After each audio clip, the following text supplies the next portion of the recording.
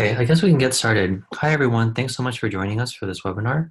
My name's Eddie Shu. I work at Udacity, and I help instructors like Noah Gift as they build out courses for Udacity. So I'll let Noah introduce himself a bit, and then I can prompt him with some questions about microservices and Kubernetes. All right, go ahead, Noah. Hi. Yeah, my name is Noah Gift, and currently I teach at UC Berkeley machine learning in their graduate program, also at UC Davis and Northwestern, and also USF. So I'm doing a lot of lecturing and teaching, and primarily in the machine learning and data engineering and cloud space. That's kind of the main area. Recently, I wrote a book called Pragmatic AI, with an introduction to cloud-based machine learning. And a lot of these same concepts I covered, like the intersection between DevOps and machine learning. And that's one of my areas that I'm really passionate about, is not just machine learning, which is really exciting, but how does DevOps combine with machine learning? And a lot of times that means containers. Cool. Thanks for that introduction. I'll go and prompt you with some questions. But first, I think a good starting question might be, what is DevOps and how's that different from a developer role? Yeah, it's a good question. So I have an unusual background. About 20 years ago, almost exactly, I was working as a sysadmin at Caltech in Pasadena. And that was a like Unix type facility. So they had Sun Microsystems, which doesn't exist anymore. And that there was like hundreds of thousands of people, or let's say not 100, maybe like 65,000 people that were simultaneously on their Unix systems at the time. And so it's kind of a fun environment where you have mail servers and web servers, and kind of like a little bit of the Wild West in the internet.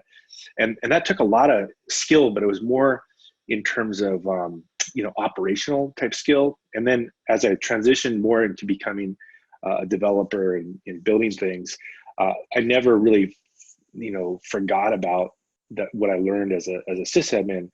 And what I've observed is that there still is that need for the systems administrator, like I did 20 years ago, but it's actually morphed into a lot of what you did is now becoming automated. And so if you're able to really apply the know-how of a sysadmin, the way sysadmins think, and then merge that with software engineering, that's DevOps. And so it's really a software engineering plus systems administration merge. And it's in a way, it is a very distinct function than, let's say, just regular software engineering, because a lot of it is about really thinking about operations. And can you have high levels of uptime? Do you have the mindset that if it's not automated, it's broken? And there's some of that in software engineering, but a lot of times there's a conflict in that software engineering is really designed around features. So can I get this feature out? There's a weekly demo, but DevOps is really about from an operational perspective, how automated are things. And so while the skills could be very similar, it's the way of thinking, and the way of thinking is this operations mindset. And this, again, the software engineer is about in a way almost breaking things. And there you could have people that do both jobs simultaneously, but there is an inherent conflict with those two things. Cool, thanks. So now I guess we invited you to talk about microservices and Kubernetes. Those seem pretty popular these days. So could you tell us a bit about a high-level overview of the trends in the industry, and also what are microservices and what's Kubernetes? Yeah, it's a exciting time actually to be writing code and dealing with the cloud, because what one person can do on their laptop is maybe equivalent to, let's say, a whole company, let's say 20 years ago. And I'll tell you, I feel old a little bit telling this story, but again, going back to Caltech, I remember distinctly, I was working with some graduate students and we wanted to set up Linux. And it literally took 1 week. We had a desktop computer, we plugged it in, we had to like get Linux, we had to compile it, we had to configure it.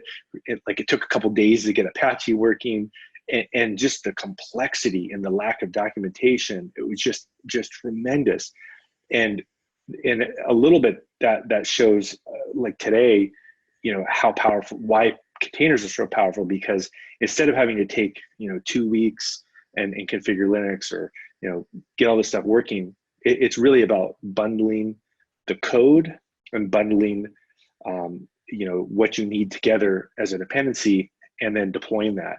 And so it's really about your brain's logic getting executed somewhere. So it's like you have a thought, and you want to take that thought and put it in some location, and that's really what containers are. It's this, like a bundling of logic and the dependencies for that logic. Where again, back in 20 years ago, this was just really almost a soul crushing experience.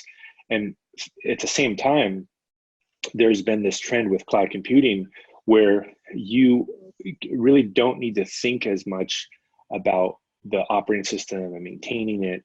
What's happening is the cloud computing companies are actually making higher and higher levels of abstractions, and they're creating essentially these perfect or almost perfect levels of abstraction where you can write code that's a cloud native type of a software package. And so what cloud native is doing is it's allowing you as a developer to really utilize all of the characteristics that are inherent in the cloud. And a couple of those are infinite compute and infinite storage.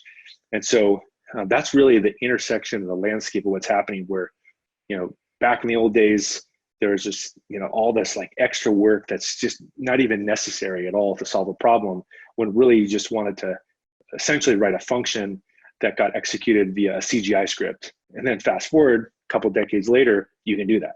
You just write a function, you take that function, you deploy it as AWS Lambda, or on the AWS platform, or with Google. You can deploy cloud functions. Those are Python functions. Azure has cloud functions.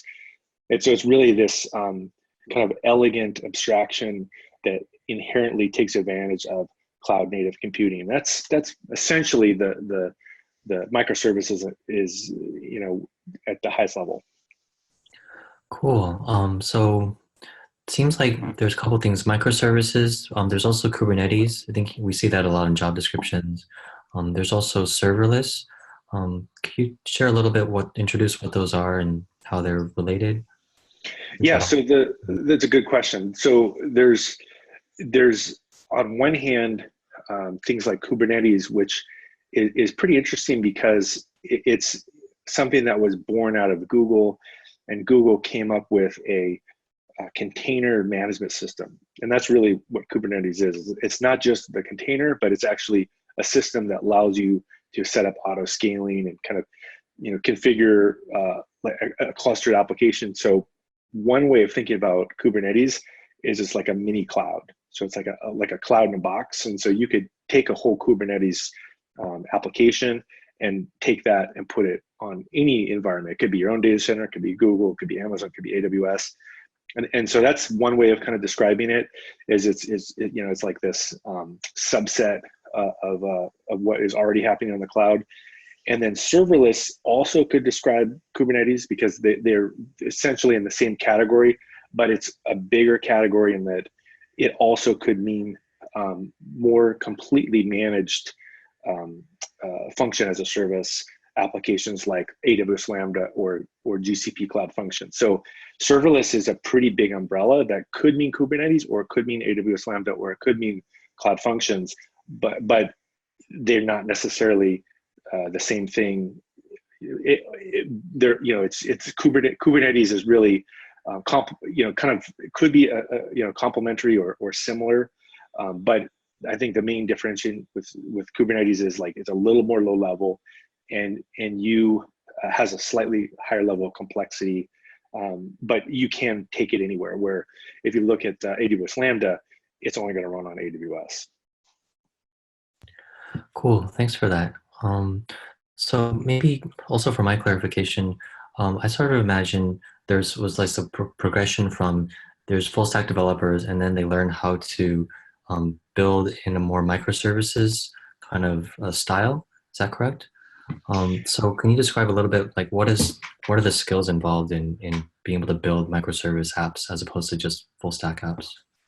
Yeah, it's interesting, the microservices versus a full stack app. So let's again go back to 1998 or 2000, and it's kind of a fascinating time when you think about it, because the internet was kind of just starting to get together, and a lot of the tools that people were using to write web applications were developed in the 1970s. So the relational database in particular is a good one.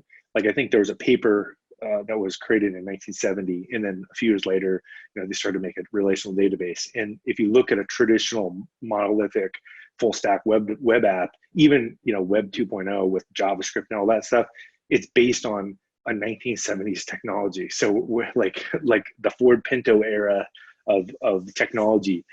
Now, if you look at serverless, or you look at microservices, it's really you're adopting something that's built for the cloud native era, and so you're natively taking advantage of technologies that weren't even in the conversation decades ago, and that's one huge difference right there. So the second one is that if you look at what's happening in climate and solar power and all this stuff, one of the big trends right now is this concept of energy efficiency versus just which fuel you're using.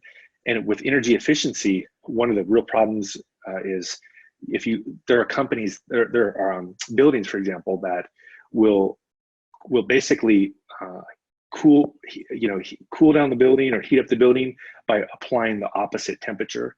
So if you think about that, like you cool down the building, it's too cold, and so then you apply the heat, and that's just incredibly inefficient, right? You're kind of fighting nature with each other, and you're just burning all this energy. It's kind of the same way with cloud computing.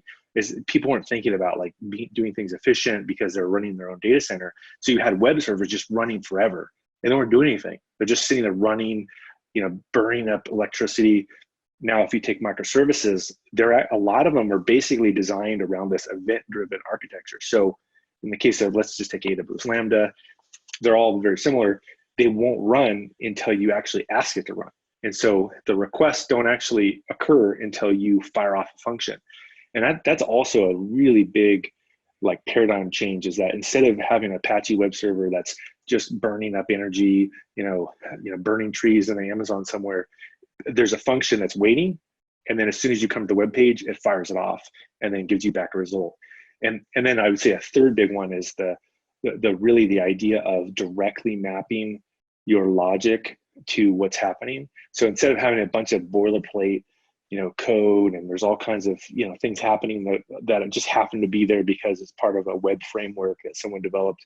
In the case of microservices, you don't need all that. It's all baggage, and so you're instead just writing logic and applying that logic directly to, let's say, a route, and then you type in the URL, and then a function fires. And so it's really a very succinct and tight coupling between I want to do something, and then I call a web page, and that gives me back the result.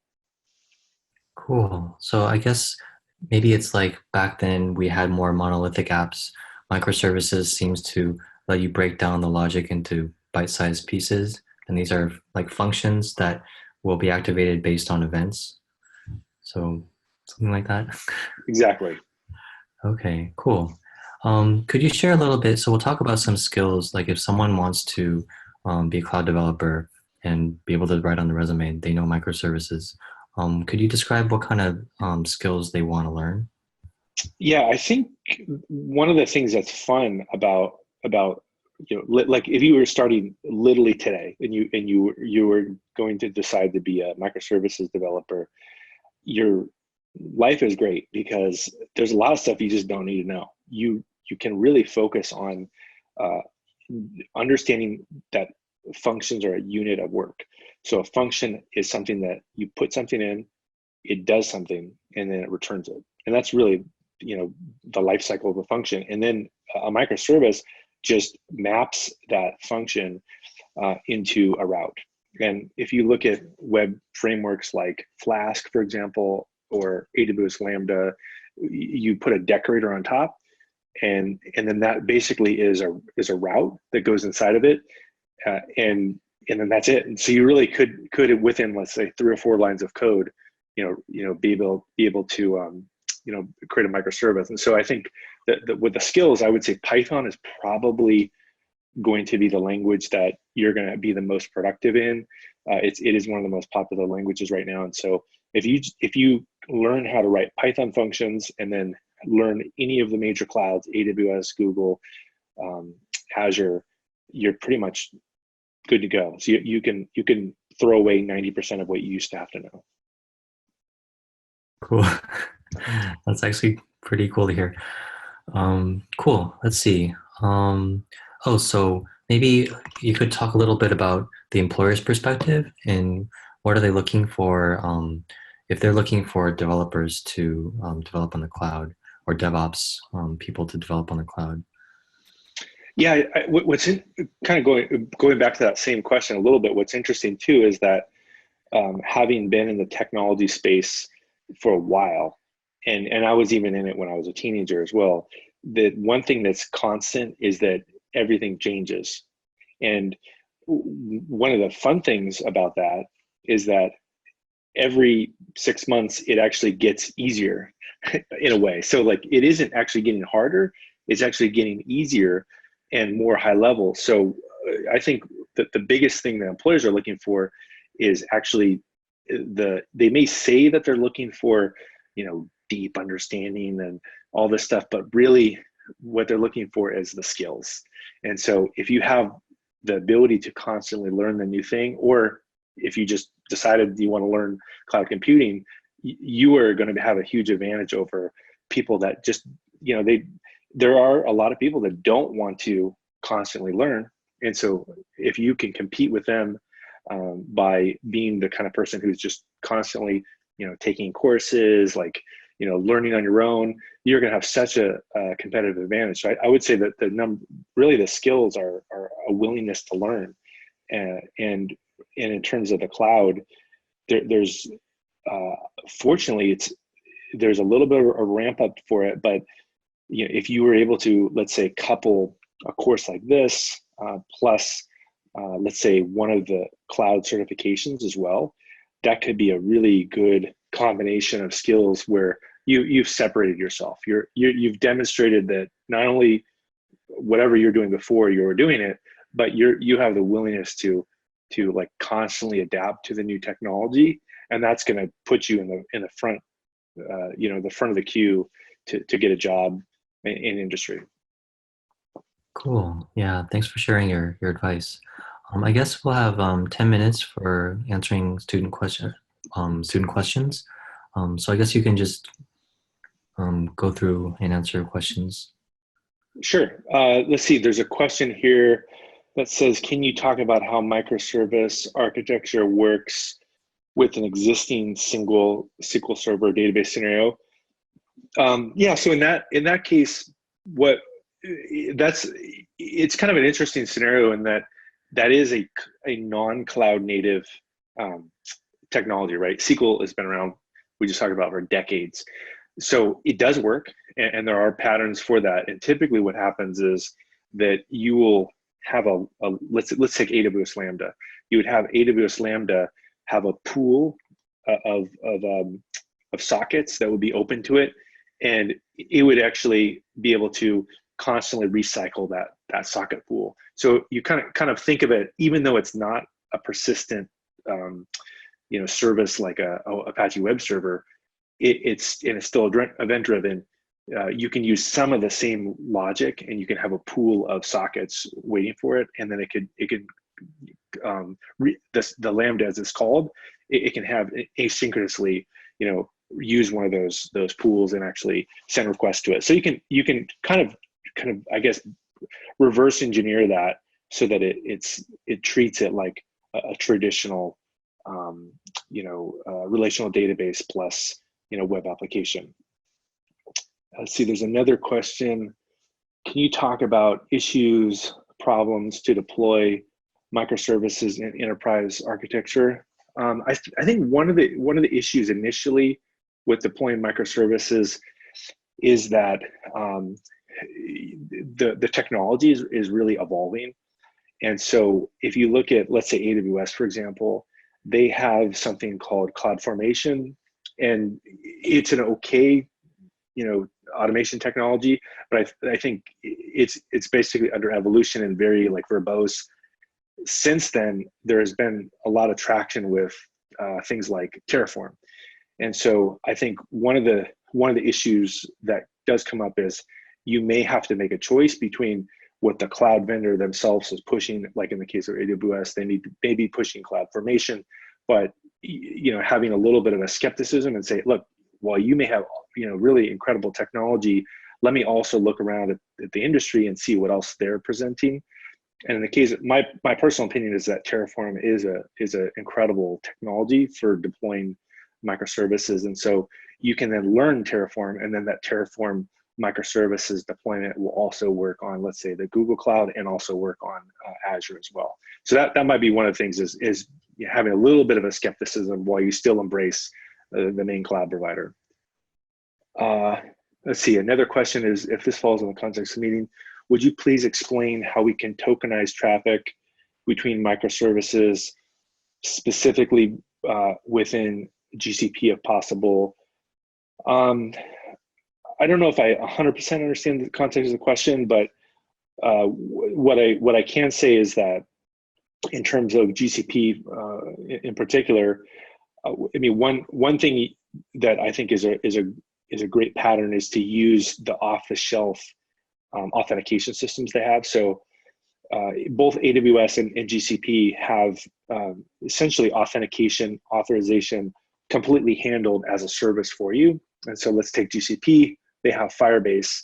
And so if you're able to actually leverage those existing systems, then you don't have to worry about doing all that yourself. So essentially, you just use that authorization service. You allow them to handle all those security protocols, and then you just focus on building the logic inside of your microservices, whether it's Kubernetes or whether it's something like Cloud Functions. Cool. Thanks so much for your questions. I did want to give Noah some time to share that. So he's teaching one of the courses in the Cloud DevOps Nanodegree, and the project that students would build is called Operationalizing a Machine Learning Microservice API. So I wonder if you wanted to share a little bit about what your course teaches or what the project would have students do. Yeah, so this one is an interesting one that I have not seen a ton yet, and that's why I think it's kind of an exciting project. Is if you go to Kaggle, for example, which is owned by Google, they have just an incredible amount of machine learning projects. So like definitely a fun thing to try out if you want to try out some machine learning projects. But what you don't have is you don't have a lot of examples of, okay, we trained our model and now we want to use it. And we want to actually get new customers to our website, or we want to give you recommendations, or we actually want to build a software application that uses machine learning. And so if you also do some Google searches about machine learning in production, you'll quickly find that there's a lot of talk about machine learning, and there's a lot of academic things about machine learning, but there's very few examples of machine learning in production. And so what's cool about this particular project is it exactly solves that problem. It shows you how you could build a machine learning model, does it, then pickles out the results. So it serializes the data, creates a model, and then containerizes it, and then allows you to deploy that containerized machine learning model. And so this gets into the scope of a job called machine learning engineering. And if you also look around at the pay for different types of jobs, machine learning engineering in particular is actually, I think it is actually the top paying technical job above data scientists. And so machine learning engineering has a lot of correlation with DevOps, because you could think of the DevOps being either a job or even a behavior. And so what this example does is show you both how to do DevOps, but also how to do machine learning engineering, and really couple those two things together so that you can go into the marketplace and be one of the people that knows how to deploy machine learning models, which is really, there's a shortage, especially in the Bay Area. Yeah, thanks for sharing that. Yeah, I think a lot of students study machine learning and they learn the math, but then they're like, what do I do with this Jupyter notebook that I have? So I think this is great. I think your course and also in the cloud developer Nanodegree, we have instructors who work both in machine learning and cloud. Do you think that like that's a natural progression? Like once you learn machine learning, you also want to learn deployment by learning cloud? Like how are those two kind of related? Yeah, I think there is. I mean, I think one of the things that's interesting is that there is, I think, this disconnect with machine learning um, and actually production, in that a lot of machine learning, if you go back, and this is how I got started, it was I took graduate statistics classes and was really into statistics. And then at the same time, it started to, you get machine learning became a bigger deal. I happen to have a software background, so it was a real natural fit for me to do machine learning. But the majority of people that initially got involved in machine learning were statisticians. And so these statisticians are not writing software. And so there's literally a complete mismatch between the original people in the field and what was happening. And so I do think that's a great progression for people to get into, is to be able to not only know all the math, know all the theory behind machine learning, but also be able to learn the skills to deploy it and put it into production. And fortunately, the cloud has made that actually reasonably straightforward, where, again, just even a few years ago, it was very complex. But now there's a lot of something called managed machine learning systems. So AWS SageMaker, Google has an AI platform. A lot of the cloud vendors are creating these high-level systems that basically allow you to deploy machine learning models that are much simpler.